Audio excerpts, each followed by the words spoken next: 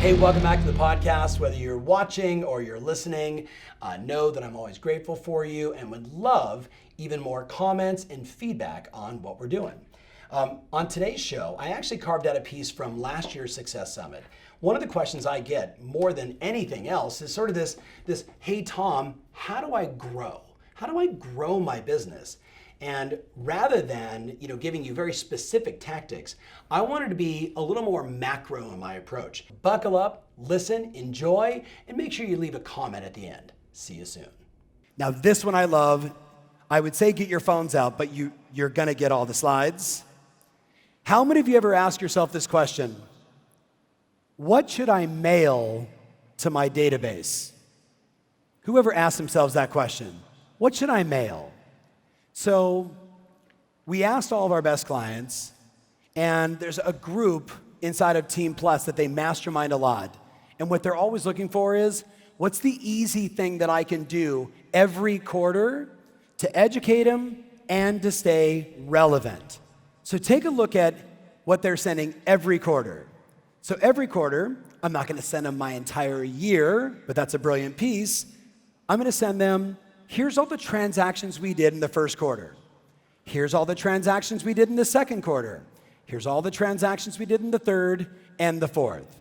Now, if you say, but Tom, what if I only did like 4 transactions? Make the photo of the houses bigger. Make sense?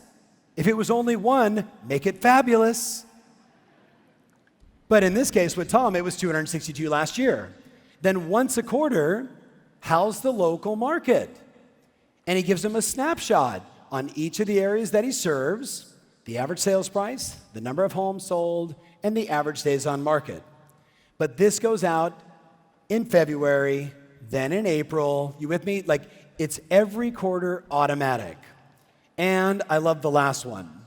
Top things to do this summer, this fall, this spring, whatever it may be, every quarter, repeating the same process, creating that familiarity, creating that trust, and staying relevant. Make sense? All right.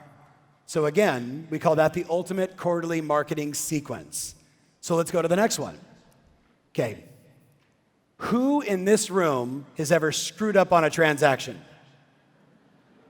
Okay, all of you raise both hands. Who has ever screwed up on the transaction, lost the business, but ended up saving the day and doing the deal anyway? Good for you. Watch what my client Josh Rubin did. He posted this on Instagram. Josh sells New York, closed for $9.55 million. Grateful beyond words for our most recent closing at 550 Park Avenue. After a year on the market, I was unceremoniously relieved of my duties in representing this listing. Not knowing the word quit, I took the high road and graciously submitted our list of 6 buyers to be excluded from the new broker's agreement. Recently enacted mansion, blah, blah, blah, transfer tax, yada, yada. I sold the frickin' house, right? After he was fired.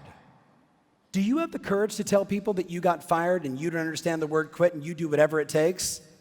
I would argue if you use niche reviews or case studies to demonstrate your ability to manage more challenging projects or transactions, you separate yourself from the competition.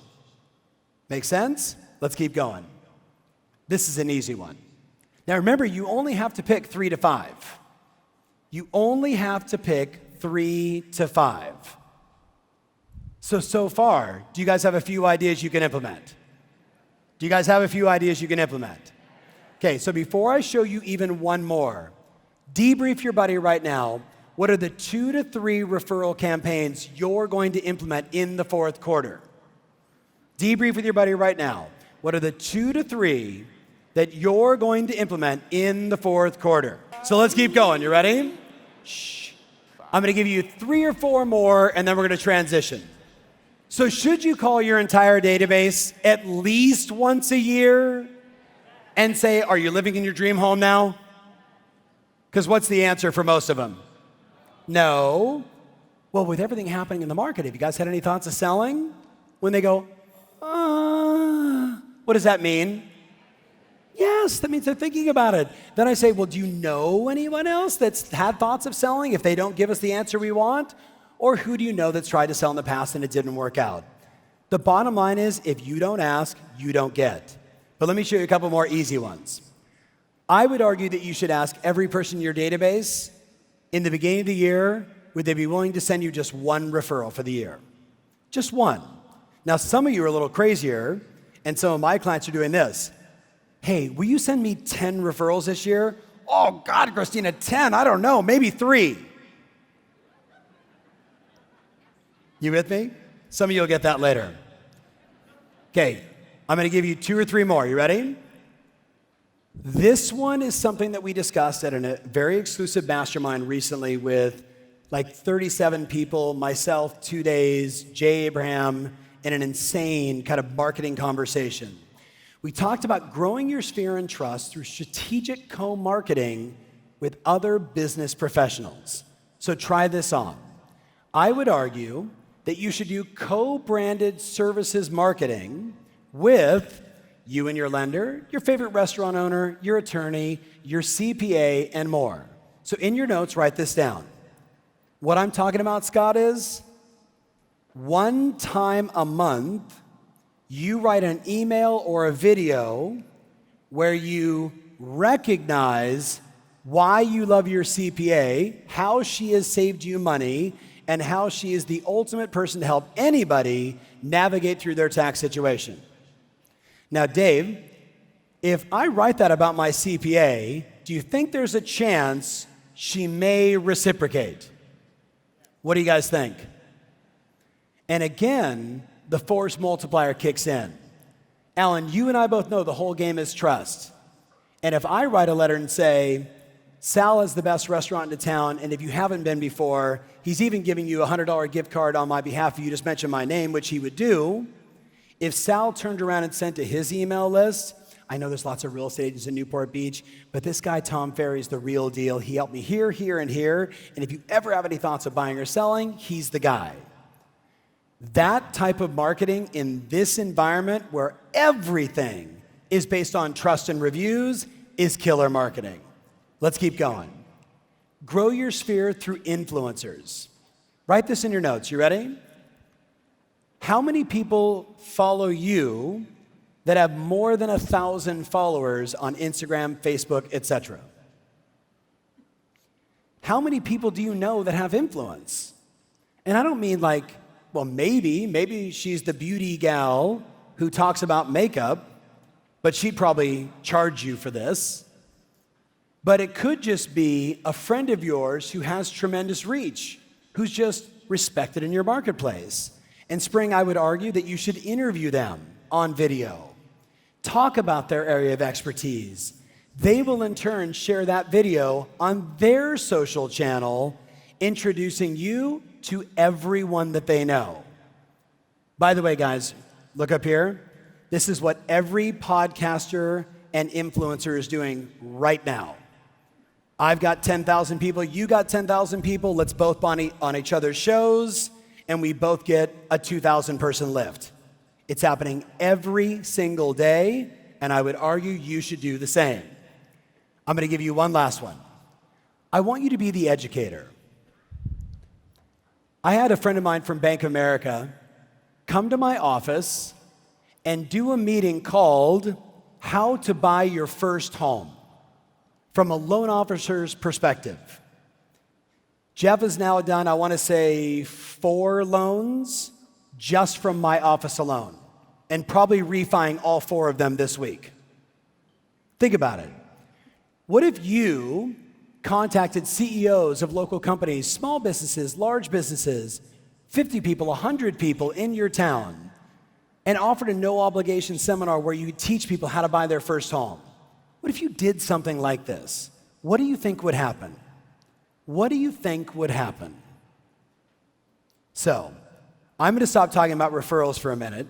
I'm going to remind all of you that inside of Illume, my dear friend Jay Abraham is going to start unloading valuable free content for all of you on things like the 37 best headlines ever produced in marketing, This is actually now in Illume. The 100 greatest headlines of all time, and 10,000 different samples so you never have to reinvent the wheel again. Is that a cool little gift? Do you guys like that kind of stuff or no? We'll see. All right, so let's transition. Do me a favor right now, and I want you to go back to the beginning of your workbook.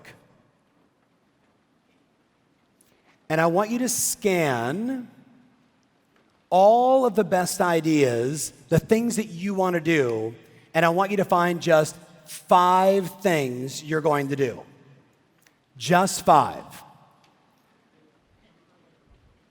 And so you know, it is 4:30 by my watch. We'll be done at like 5:15. Is that cool? Okay. And what time tomorrow morning at 9 a.m. do we start? What time at 9:30 does Chris Voss go on? Do you guys know who Chris Voss is? 20 years, best hostage negotiator on the planet for the FBI. And one of the 5 superpowers for us is negotiation mastery. So, stop and write. Go through all of your notes. What are the 3, 4, 5 most important ideas that you're going to implement? Okay, so do me a favor. Look your buddy right in the eye and say, it's all about action, baby. So do me a favor. Paul, thanks for that text. Sorry about this morning. Look your buddy right in the eye and say, what are your limiting beliefs again? How is that showing up for you? Do you guys want to do that exercise on Thursday? Raise your hands if you absolutely are committed to remove 2 or 3 limiting beliefs that have been stopping you from shooting videos or anything else. Say aye. All right, just got to get a little gauge of the room, and all my friends on Livecast, same thing. So I'm going to transition because I want to reveal something, and then I'm going to tell you a story, and then we'll be done at like 5:15-ish. So sit up straight in your chair for a second. Sit up straight in your chair. Take a big, deep breath. Look your buddy right in the eye and say, I'm alive, excited, and full of energy. Do me a favor, look your buddy right in the eye and say, whether you like it or know it, we are at war. Now, if you remember, Lydia, in my opening, I said to you, and it kind of went by like that, there's a $16 billion ad spend. There's been $7 billion invested in our industry, and so most of it is trying to disrupt the industry or remove commission dollars from the agents. We made an investment about 3 years ago into our business with only one mission. How do we create more intelligent, data-driven real estate rock stars? So watch this. I'm going to reveal something, and all my coaching clients raise your hands really high. So I'm talking directly to you, and all my friends inside the room, and all my friends around the world on the livecast. This is absolutely related to you just as much as it is to all my clients in the room. I'm going to give you some numbers. You ready? What if I told you that, Teresa, just in the last 12 months, we've had 238,000 coaching sessions. Recorded 230, we have more that you went like this. I don't want that on video. You with me on this? But we've had 238,000 where you and the coach both said, that's good. That represented over 7 million minutes of conversation between Rockstar agents and their coach. 658 million words back and forth. What if I told you that when we started this project 3 years ago, when I said we should be the first and only tech-enabled video-first coaching company, my team looked at me like I was crazy. Today, they're saying to me, what else do you think we should do? Because, are you familiar with the phrase data lake? Have you guys heard that phrase before? So imagine all these conversations. Do you think I listened to every one of your coaching sessions, by the way? My wife and I just lay there in bed at night. I'm like, honey, Should we have sex or just watch coaching sessions? I mean, we have better things to do. But the machine learning side of what we picked up on, I'm going to reveal for you right now. So what if I told you, remember the top 30% of our clients are at 44 closed transactions by July 1. I want you to write this down. Ready? Because I'm going to tell you the 4 most important things they are working on in their business right now. The 4 things that we hear on the coaching sessions over and over and over and over and over. And I would argue, my friends, success leaves clues. And if what's working is these 4 things, and I'm doing anything other than that, I would argue you're going against the grain and you're going to lose. So you ready? Here's what I want you to write down. When we analyzed all the data, Chris, of the top 30% of our clients, we discovered 4 things they talked about all the time. And what I'm going to ask you to write in your notes is, this needs to be an hour a week in your business forever. You and your coach, if you don't have a coach, you and your manager, you and your puppy, you and someone. But if you're not working on your business and building your castle and digging your moat, I would argue you're leaving yourself very vulnerable. I don't want to be a fearmonger. I want you to do something about it. So here's the 4 things. You guys ready? Number 1, write down my business intelligence versus the market. So every week, our best clients are going through and analyzing all of their numbers. How many listings have I taken to plan? What's my conversion on appointments? How many conversations to a closing? And then they compare their numbers against the market. Tell your buddy, honestly, every week, do you analyze your business intelligence, your business, your numbers, and then compare it to the market? Tell your buddy, yes or no? Yes or no? I want to hear it real loud. Okay, so if several thousand people are at 44 closed transactions by July 1, and the one thing that they talk about nonstop is their numbers and the market's numbers to make sure that they are in alignment, is that something we should emulate? What do you guys think? I'm sorry? So what is that first point? What is it? Business intelligence. Hey, I'm averaging 10 listing appointments to take 6 listings, but I'm only selling 3 of them in the first 30 days. Should I make some adjustments? What can I do to get to 7 or 8? Or I'm only getting this percentage of commission. What adjustment am I going to make? They're actually looking at the data and quantifiably looking at their business versus how do you feel? Look up here. I care how you feel, but I don't give a shit how you feel as it relates to your numbers and your goal. Does that make sense, everybody? Yes or no? Okay, number 2. They check in with their personal motivation. Their personal motivation. Why in the world am I working this hard? What am I working towards? Who am I working for? What is the impact I'm trying to make? Why am I doing this? Look up here, guys. Side note. Do you guys know who Charles Darwin is? Do you know who Walt Disney is? Right? Disney across the way, Charles Darwin, we talked about it earlier. There's a wonderful study that's about to come out from HBR, and it's basically called The Pursuit of Happiness Through the Lens of Charles Darwin and Walt Disney. I think that's going to be fascinating. I'm going to give you the early hook, so when you see the article, you could say, oh, I already found out about this. I know about it. It's basically the study of sustainable happiness. Look up here, guys. Is there anybody in the room besides me? Is there anything else we really want in life other than sustainable happiness? Like, just to be genuinely happy and optimistic most of the time, would that not be a great thing? Yes or no, guys? And yet, With 5,500 people inside this room, there's at least 55 people that are near suicide as we speak. There is at least 2/3 of you, right, that are probably depressed most of the time. You're like, I'm doing my affirmations, and then I'm drinking vodka, and it's 8 in the morning. And you laugh because you kind of know it's true.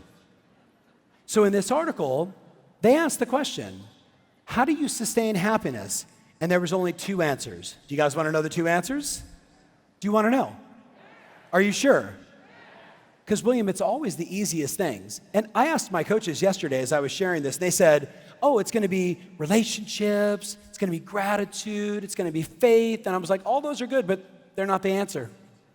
The number one answer of sustained happiness is contributing to others. That the number one sustainable habit for sustainable happiness is to give back, is to help. That could be in a food kitchen or mentoring a friend. It could be coaching on a soccer field or coaching in the boardroom and helping a bunch of people make better decisions. But it's the act of helping others that pumps up our endorphins and makes us feel fantastic. But then there was a second one. And guess what it is? And by the way, what business are you in? You're in the business of helping people do what? Interesting. So you're in the business of happiness. Isn't that awesome? Here's the second thing. They said, without a shadow of a doubt, those that are always learning are always the happiest. Those two. We'll see that in the next 60 to 90 days on a Harvard Business Review article. And it'll seem, light and airy, but ask yourself, when you're deeply focused on you and all your issues, how happy are you? When you walk by and look in the mirror and you're like, you're looking fat, it doesn't exactly make you say, and I love ya. Those 2 things. So when I say to you the number 2 thing that our best clients are doing is they're going back to their root of their motivation. They're going back to their goals. They're going back to why they're doing this. That's why it's so important. Number 3. Ready? Consistency on marketing and lead generation and conversion. Every week, what's my plan? What's going out? How many calls? How many emails? How many direct mail pieces? How many open houses? Consistency. Every week. Now let's just stop, my friends. If every single person in the room just did those first 3 things for an hour every Monday, what would happen to your business? Every week for an hour on Monday, what would happen, my friends? Would it go up or down? Would you become more systematic, more sustainable, right? Would you build that castle wall, dig that moat, be a little less likely to be impacted by all the changes? I would argue yes. And the last one, number 4, write this down, that they work on the people and systems of their business. Helping their buyer's agent, working with their assistant, improving the experience or the culture inside their office. That it's these 4 things when we went in and said, let's do a little machine learning and let's extract from this group, what are they always talking about, Stephen? This is all we saw over and over and over. And I would argue, my friends, if I was sitting in a room like this and a couple thousand people are at 44 deals closed by the end of July, and this is how they were spending their time, I would very quickly align my behaviors. How about you guys? So tell your buddy how you're going to do that. Tell your buddy right now, how are you going to take that and align it and integrate it into your business? Okay, dude who just walked in the fancy white suit. Dude, stand up. That shit's hot. Is that actually a Star Wars character? Is that like the Stormtrooper? Okay, no, don't give him a microphone. I just want to acknowledge he has no problem standing out in a crowd and showing how much of a rock star he is, ladies and gentlemen. Give him a nice round of applause. I love it. No. All right. Shh. So do me a favor. Actually, I'm going to tell you a story and then I'll wrap it up. How many of you, when you think about the market shifting, get excited in a positive way? How many of you that just went woo or clapped know that you're totally full of shit? Everybody go like this. You've done this with me before. Go like this. Put your arm out like this. Touch the person in front of you if you want. It's totally fine. This, my friends, is the future of your real estate practice, right? This is you building your castle, digging the moat, becoming the most recognizable agent, shooting videos, crushing referrals, dominating all the things that we're going to discuss over the next 4 days. Now go like this. These are your current behaviors. Now, I want you to be more extreme. It's okay, smack your neighbor. They all signed the waiver. So here's the question, you ready? When I say to you, I want you to go all in, I want you to be undisruptible, I want you to be the force in your marketplace, I want you to 2x, 3x, 4x your business over the next few years, I'm talking to this human being, not this one. You with me? This one over here says, I don't like shooting videos. I don't like making phone calls. I don't like when the client's mean. I don't want to get better at negotiation. Like this person over here is going to get there, but did I say Simon Says put your arms down? You all need to work out a little more. So here's the question. How do we address the disparity between what we know we have to do and our current behaviors and align them? How do we do that? Do you guys want to know? Okay, so play along with me for a minute. In 2013, I visited a place with my family and another couple and their kids, a place called Jackson Hole, Wyoming. Does anybody know Jackson Hole, Wyoming? Right? Spectacular. We show up, it's the middle of the summer, it's a couple weeks before the summit. Kids are, 2013, so they're like, 13 and 15, and my buddy and his wife, 2 daughters, they're the same. And I called down to the concierge, and I'm like, look, I know it's Jackson Hole, and I know it's summertime, and I know it's really busy right now, but we'd love to get out and go river rafting. And the woman said, no problem. And I was like, really? I thought it'd be busier, and I'd have to, she's like, you can go any day this week. I was like, awesome.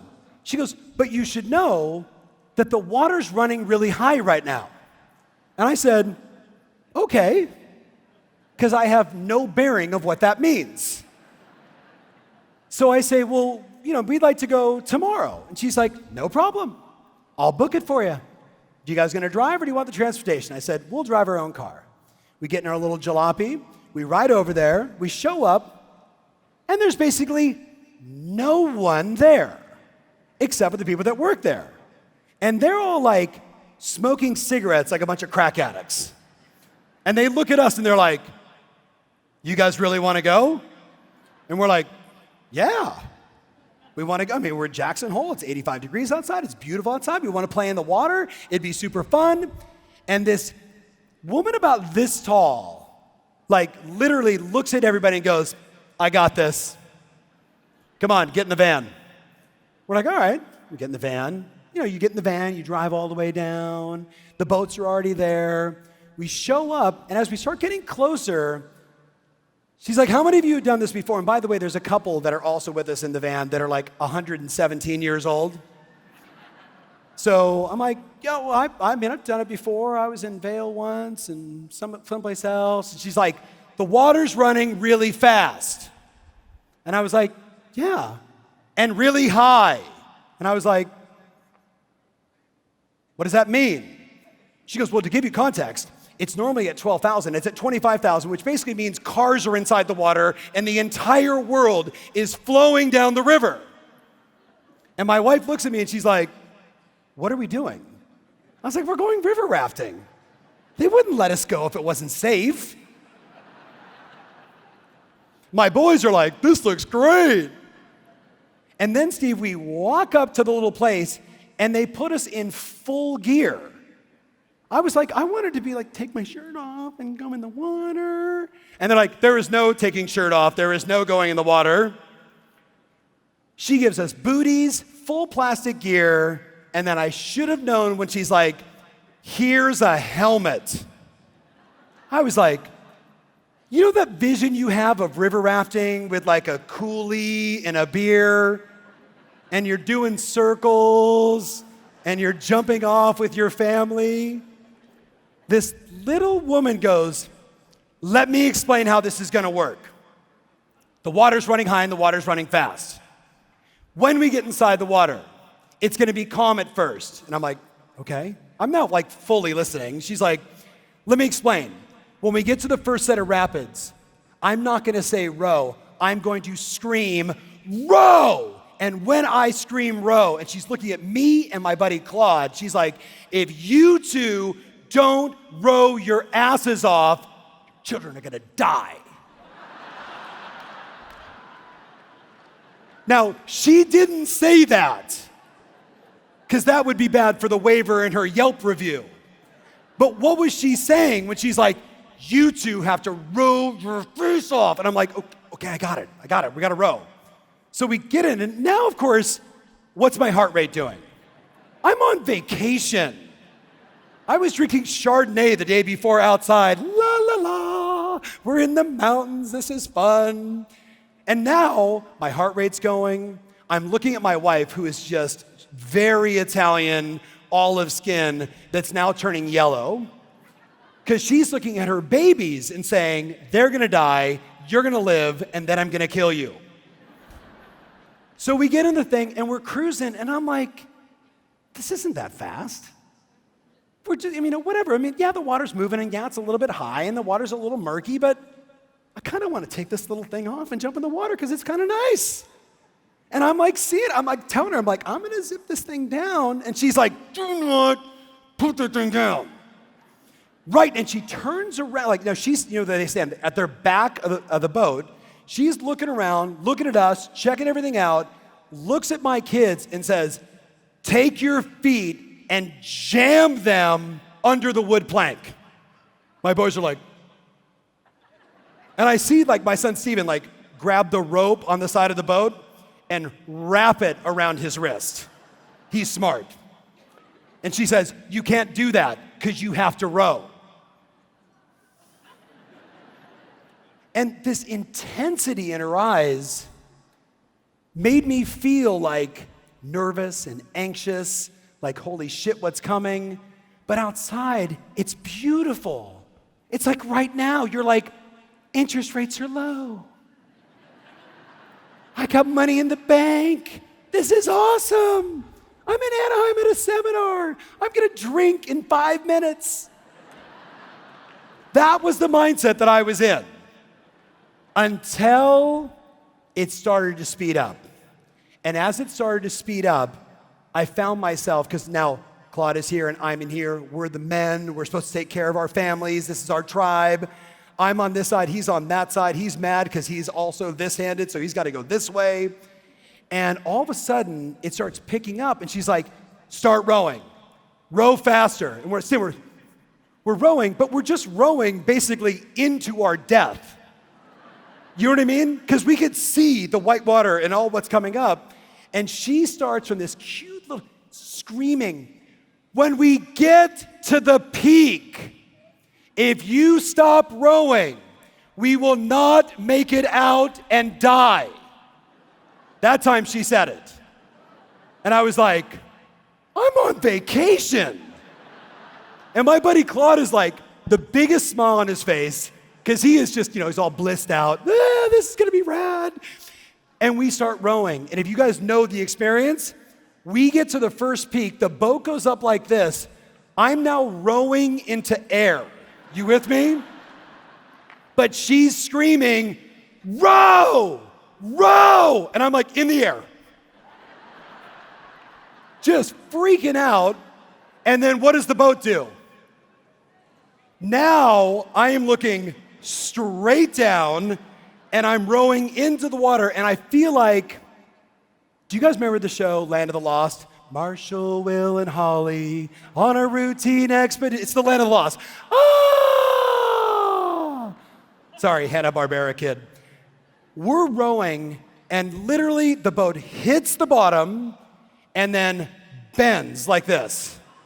And I am now with my wife's back, like her chest, hitting my back, and this gal is screaming at the top of her lungs, row, row, row, row. And I'm watching my boys who are kind of, ah! And we get stuck, and then all of a sudden, Carlton, we start coming out of this thing, and I am full workout. All I'm thinking is, I'm gonna die, they're gonna die, get the hell out of here, screw this, go back to the hotel as fast as I can, and all of a sudden, boom, we make it off the lip, and it lands, and the water goes calm. And she goes, good job. And we're like, and like my heart rate's beating right now just thinking about it. And she said, that was the easy one. We spent the next 3 hours with a woman this high screaming at us, row, row. My boys, who had never been disciplined up until this moment, are suddenly like, and my buddy's 2 daughters who were, ah! My wife freaking out, rowing as fast as she can. And you know what? We hit a peak that made the first one like straight up, and it literally felt like we did this. Now, you know what that actually means. It probably was like this, but it felt like that. And literally, I feel like I'm falling out of this thing, and this gal's back there going, row, row, row, row. And boom, we come out again. And it made me think, that is exactly what every one of you need to do. Do me a favor. Turn to your buddy and say, you need to row your face off.